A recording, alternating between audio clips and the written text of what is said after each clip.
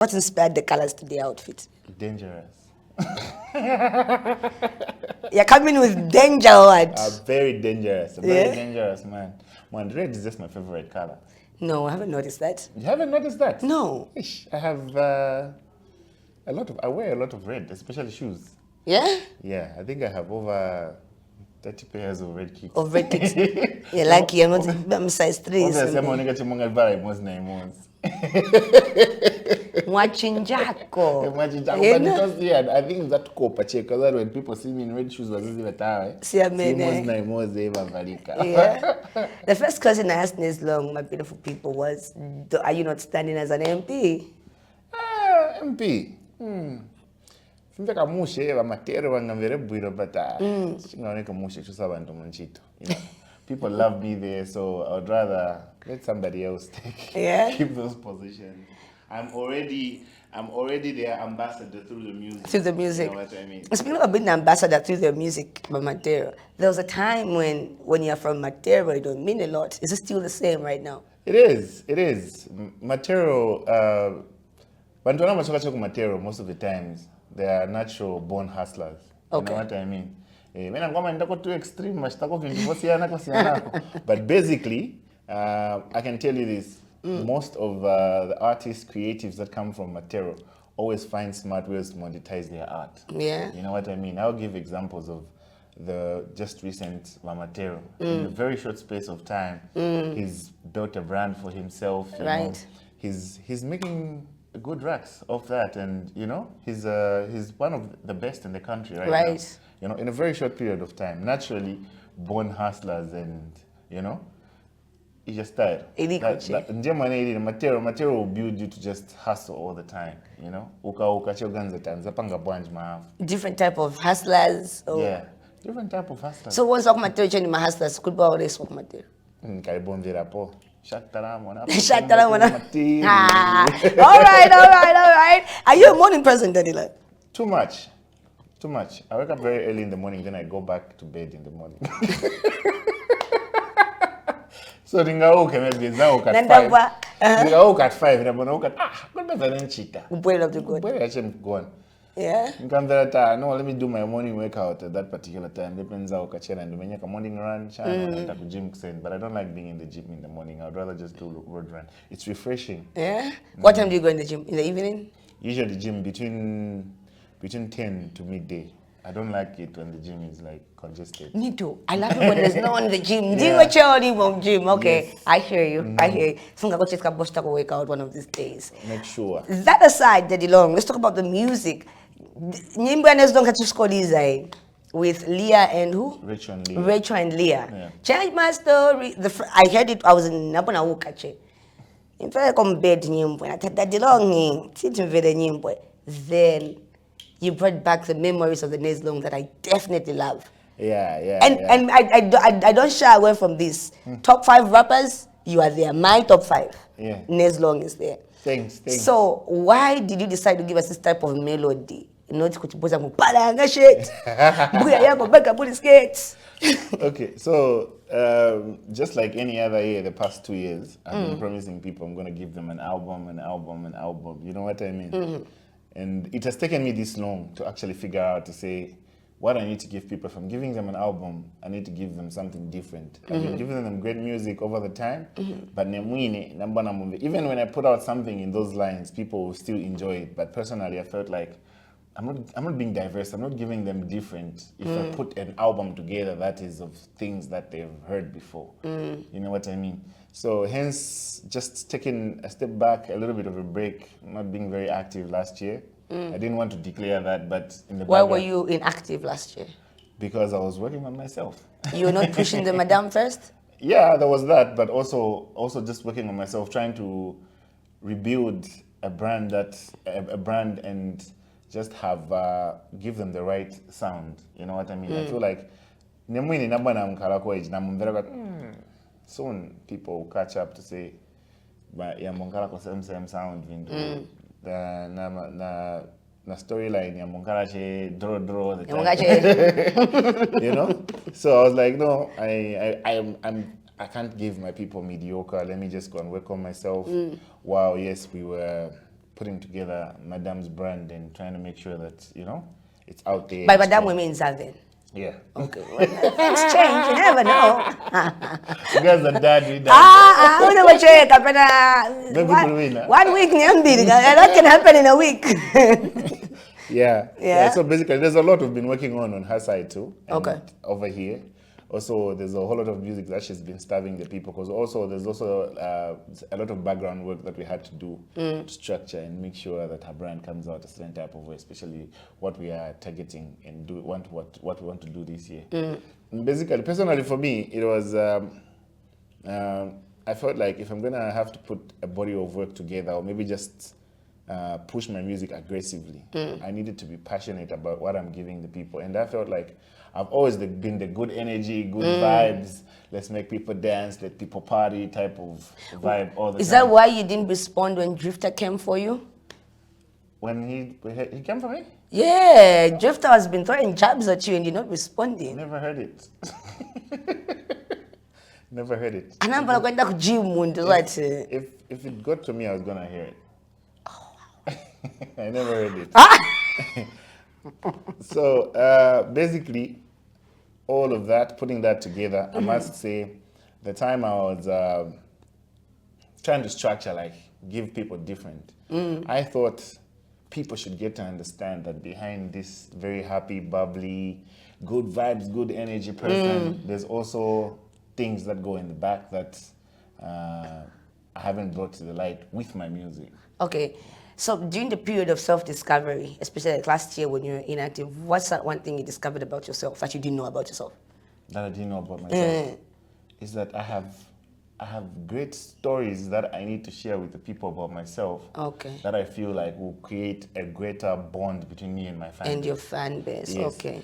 Yes, every time when they see me, they just there's that this guy is good vibes, is good energy. You know what I mean? But now there's also that side of me that they need to get to know on a personal level, and you know, we connect on a deeper level. You know what I mean? Like an emotional connection with my fans is something that I'm trying to establish now. Oh, this is why you had to bring out Rachel and Leah? Yes. Rachel and Leah were recommended by Stash. Oh, as always. Like nice.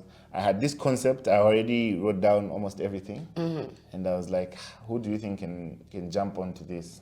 I had a few names in mind, and every time I reached out to them, they were like, no, today we're busy, but we can come and do it some other time. But I was feeling like that night was when I just wanted to record something. So Stash was like, no, let me call these ladies to just come and lay it. You know what I mean? Then when the person who you want comes through, they can come and redo the hook. Okay. You know what I mean? Who did you want again? I can't disclose that. I can't disclose that. Who did you want, Daddy Long? I can't disclose that because I feel like I want to give these girls shine. You know what I mean? Okay. Yeah, so I wouldn't want to disclose that. So Stash called them up, they came, and wow, they delivered. Yeah, you know what I mean? By the end of the record, I was like, we are going with them. Is it easy for you to work with female artists? Very easy. Very easy. Yep. That was you didn't have to think about it. You didn't even know my next question. Are you not scared of being accused of touching them inappropriate, doing, you know, asking for something else next thing for a feature? You're only accused when you do it. Yeah. I don't. I'm very professional. And oh, you're very professional. Yes. And Xaven is okay when you're working with other female artists. She's the only one who can accuse me of that. Nez Long. She's the only one who can accuse me of being inappropriate. So she's okay with you being in the studio with Rachel and Leah at midnight? Yes, she's very fine because 80% of the time she's there. Oh, 80% of the time she's there? Yeah. Is it the same with you? Are you there in the studio 80% of the time when she's recording? Sometimes. But I allow her to have her space. But what doesn't she allow you to have your space? She does. Okay. She does. It's only that sometimes I just feel like, let's go, you know? And well, the other reason why she loves to be around the space I'm recording in or working in is because there's a lot that she wants to learn on how from how I structure my music and whatnot. 80% of the time when I go into her space is maybe I've gone to be a bully, leave instructions, and leave. You know what I mean? Because I know if I stay there, sometimes she'll get uncomfortable because I'm a little bit of a control freak. Okay. So I love to give her space to be with her producer and just explore her creativity at its best. You know what I mean? Yeah. So even when with the young ladies, she was very cool. We worked it out properly, and at the end of the night, I was like, you know what? I'm keeping these ladies, and I feel like everybody who has collaborated with these girls has not given them the right shine that they deserve. They deserve. You know, when I went back and started looking them up, their social media and everything, I actually noticed that they've been pushed to an agenda of being backing vocalists. You know what I mean? And they're so great. Their talent is outstanding that they need to take the front line and be the brand. The brand, you know what I mean? So even when I brought them on board, like my rollout for the whole promo of the song, even just the music video, I wanted them to stand out and let people see that Rachel and Leah are actually a brand that deserves to be recognized because they're super talented. They're very super talented. There's a song, okay, no, I won't talk about that because he's my boy. So I want to remind the verse. Anywho, Daddy Long, let's move on. Yeah. He just told me that he directs his own music videos. So tell us about the concept of this video itself. How did you... Well, I must say, well, with this particular one, I wanted like visual illustration of what I was talking about. Okay. So like from verse 1 basically starts off as, well, I'm in a swamp. Okay. You know, and I'm talking about how the hardships I went through, the mental breakdowns and all the letdowns from people and whatnot. And that's me standing in a swamp. And that is me, like, I was almost drowning. And then there was stickers in the water that had words like anxiety, depression, peer pressure, you know, doubt, you know what I mean? Those things, like, it's almost like an illustration of you're almost drowning in these things, but well, you stood your ground and you stayed up, you know? And then there's a part where I grab all those pieces of stickers and I rip them apart and like I'm breaking the bondage of all these things that are holding me back and holding me down, you know what I mean? And then fast forward, it moves to Rachel and Leah coming with like tools, like digging tools, you know what I mean? They put a jacket on me, a trench coat, and they hand me a tool to go and bury the old me. You know what I mean? Like starting over like again. An illustration, like starting over where they come and pick me up. We walk to like a deserted grave site where we bury the old me that was depressed. Have you ever been depressed, like real life? Have you ever been depressed? Yeah, I have. Why? Like, well, if we start talking about it right now, you need to give me the whole day. Yeah? Serious? You need to give me the whole day. Yeah, but basically, the worst moment of my life that I was really, really down was in 2018 when I had the biggest song in the country. Van Damme? Yes. You were depressed at that time? Very depressed. I know Van Damme took like about 6 months to hit. Yeah, it dropped in 2017 and blew up in 2018. So why were you depressed? I lost my mom in 2018. Oh, yeah, sorry. You know what I mean? Sorry. So at around the time that the song was just getting big was when I lost my mom. You know, I lost her like a day after her birthday. Her birthday was on the 22nd. It's on the 22nd of February, and she passed on the 23rd. Ooh, an African mindset. Yeah. And then now I was battling, I was trying not to deal with those emotions. I just went to work and everybody just looked at me and saw, this dude is hardworking. Okay, okay. And I was actually running away from feeling a certain emotion. So would you say it's important to feel, if you're feeling pain, it's okay to feel it at that moment, right? Yes, especially in men, we need to allow ourselves to feel, because many a times we're being told, no, you're strong, you're supposed to be a man, you're supposed to man up. You know what I mean? I feel like we need to speak a little bit more about our emotions. You know, we carry a whole lot of rage, hate, and transfer malice as men when we don't deal with those things. By us trying to look strong to the people, to the society out there, you find yourself mistreating some people or maybe harshly handling some situations that you won't even notice how brutal you are being because you haven't dealt with certain things that maybe affected you at a certain time. You know what I mean? I dealt with bad anger issues like in 2018. I wasn't able to deal with that side of me. At close of 2018, I crashed. Like I could feel like I've been piling all this thing up, and it was just horrible. You know what I mean? I hear you. Yeah. So basically, I must say, I would advise Ben to deal with things. Even for this particular song, I am trying to talk to people to emphasize to them, say, don't hold back. If something is hitting you a certain type of way, a bad patch doesn't mean it's forever going to be like that. Okay, since we're talking about men and what men go through, let's talk about the rise in the defilement cases. Like, what's your take on that?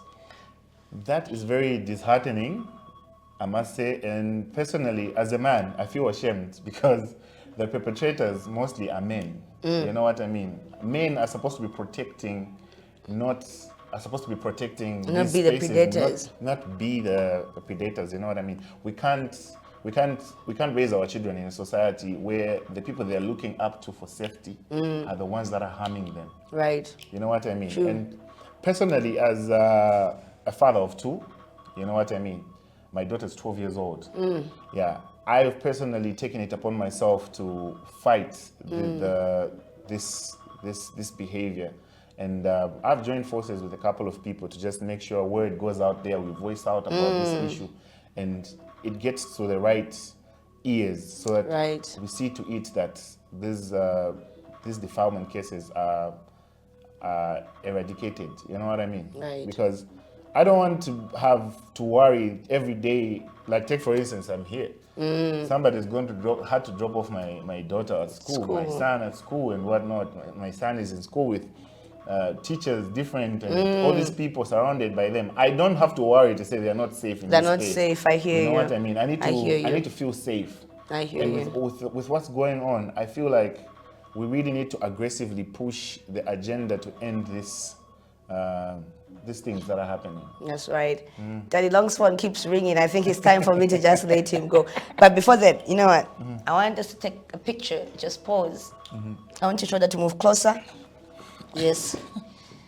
I want to feel like Xaven was here. I never wear Xaven every day. So, guys, yeah. Then one more kid Xaven, so. I think it's time for us to go.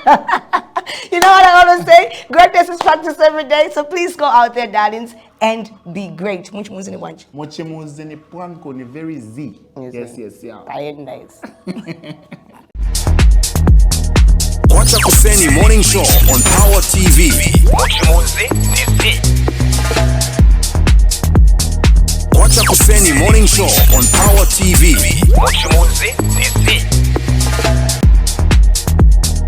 Kwacha Kuseni Morning Show on Power TV.